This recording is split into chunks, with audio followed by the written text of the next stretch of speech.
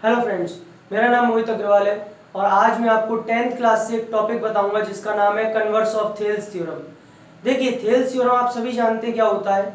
आज हम उसका कन्वर्स सीखेंगे। तो ये यहाँ पे मैंने एक ट्राइंगल बना रखा है ABC, जिसके अंदर एक लाइन है DE।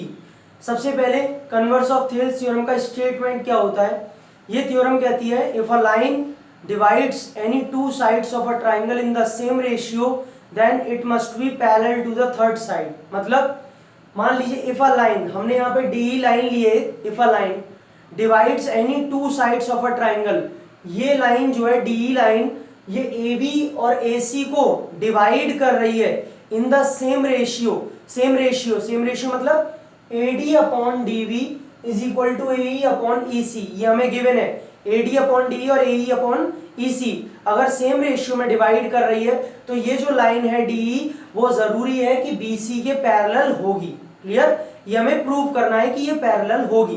तो देखिए, सबसे पहले गिवन में जैसा कि अभी मैंने स्टेटमेंट बोला, this line divides any two sides of a triangle in the same ratio. तो हमें क्या गिवन है, A D upon D B is equal to A E upon E C. Clear? ये हमें गिवन है। अब इसमें कुछ कंस्ट्रक्शन होगा। Yes,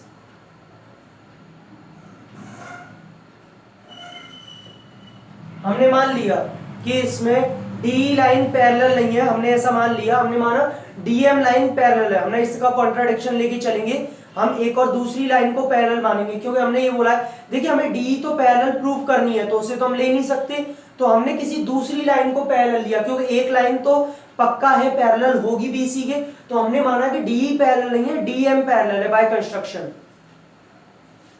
construction. क्या किया है हमने, ड्रॉ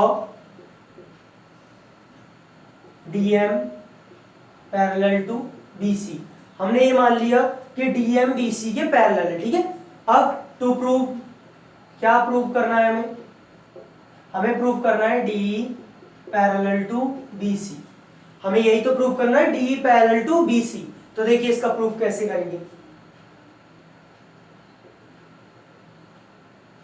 सबसे पहले हमने क्या माना है, यहां पर डीएम को बीसी के पैरेलल माना है यहां पे कंस्ट्रक्शन में, let DM parallel to BC.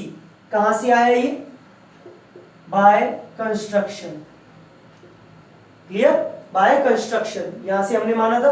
और आप सभी जानते हैं थेल्स थ्योरम क्या होती है कि अगर ये लाइन इसके पैरेलल है, सपोज डीएम पैरेलल है बीसी के, तो AD upon DV is equal to AM upon MC. आप सभी जानते हैं थेल्स थ्योरम। और अगर आपको थेल्स थ्योरम नहीं आती है तो आप मेरी पहली वाली वीडियो देख सकते हैं जिसमें मैंने थेल्स थ्योरम के बारे में बताया, थेल्स थ्योरम का प्रूफ है। तो देखिए, डीएम अगर बीसी के पैरेलल है तो क्या हो जाएगा, देयरफॉर एडी अपॉन डीवी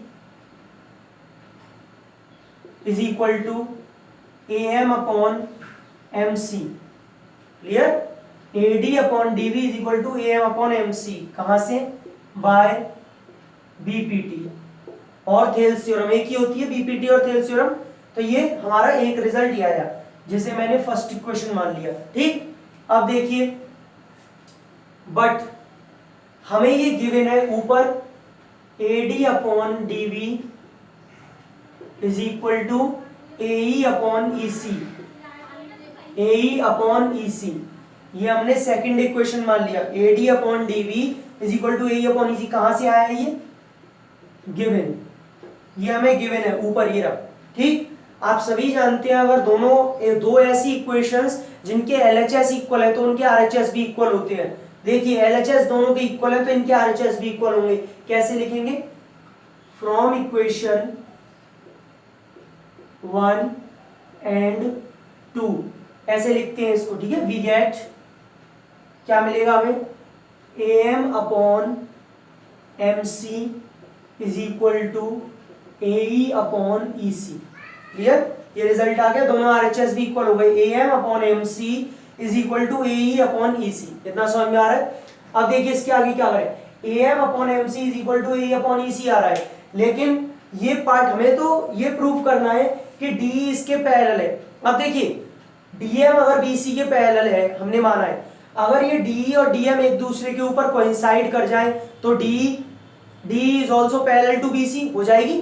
तो अब हमें यही करना है, कोइंसाइड कब करेंगे, जब यहां पर एम और ई एक दूसरे को कोइंसाइड कर जाए। ठीक, तो देखिए कैसे करेंगे, मैं ऐसे रब कर रहा हूं, देखिए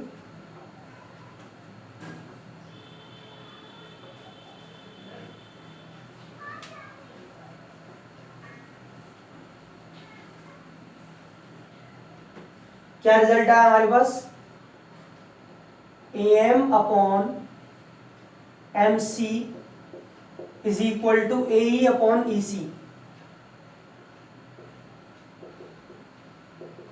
यही तो रिजल्ट था। इसमें हम दोनों साइड, इस रिजल्ट में हम दोनों साइड जो है 1 ऐड कर देंगे, इसीलिए मैंने स्पेस छोड़ा था, 1 ऐड कर देंगे। ठीक है, अब इसकी जरूरत नहीं है, सिर्फ कर देते हैं, देखने के लिए था। यहाँ पे हमने उस रिजल्ट में जो अभी नीचे आया था उसमें 1 1 ऐड कर दिया दोनों साइड। तो देखिए एलसीएम लीजिए, एम सी क्या आया, A M plus M C is equal to, इधर भी हम एलसीएम लेंगे, ई सी ए ई प्लस ई सी। क्लियर, क्या किया हमने, 1 ऐड करने के बाद एलसीएम लिया, दोनों का एलसीएम आया एम सी और यहाँ ई सी, दोनों को ऐड किया। अब आप ध्यान से देखिए, A M plus M C, A M plus M C दोनों को ऐड करके क्या बन रही है पूरी side, A C upon M C. ठीक है, अब यहां देखिए ए ई प्लस ई सी, ए ई प्लस ई सी क्या हो रहा है एडिशन करके, ए C upon E C. Clear, ये नीचे जो थी वो लिखती, ए सी से ए सी कट गई साइड, तो क्या आ गया, क्रॉस मल्टीप्लाई कर दीजिए, यानी कि ये आ गया E C is equal to M C, E C into 1 M C into 1, E C M C के इक्वल है। जरा इधर देखिए फिगर में, ई सी और एम सी एक दूसरे के इक्वल प्रूफ हो गई। ये कैसे पॉसिबल हो सकता है, क्या एक पार्ट एक होल के इक्वल हो सकता है, नहीं, लेकिन हाँ ये पॉसिबल है एक ही कंडीशन में, अगर ई और एम एक दूसरे को कोइंसाइड कर जाए। देख लीजिए, ई सी और एम सी जब ही इक्वल होगा जब ई और एम एक दूसरे के ऊपर आ रहे होंगे, पॉइंट एक दूसरे के ऊपर कोइंसाइड कर रहे होंगे, तभी ये दोनों इक्वल हो सकते हैं, और ये दोनों इक्वल प्रूफ हो चुके हैं। This is possible